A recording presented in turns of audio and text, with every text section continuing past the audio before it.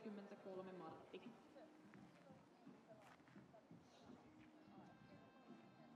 Ja Puhille siis radalta hylätty tulos.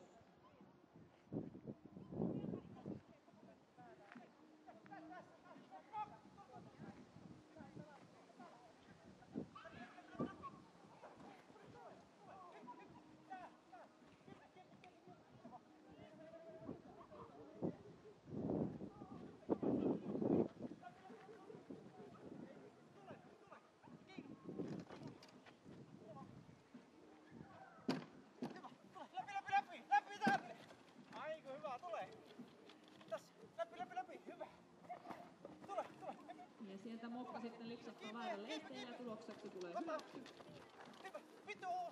Tämä oli edellisestä kilpailusta maksiluokan ainoa koira, joka teki 0 tuloksen, mutta nyt tältä radalta ei siis tulosta. Mokan jälkeen radalle lähtee 21 X-rotuinen Minttu ja Anita Lipsanen Savonlinna.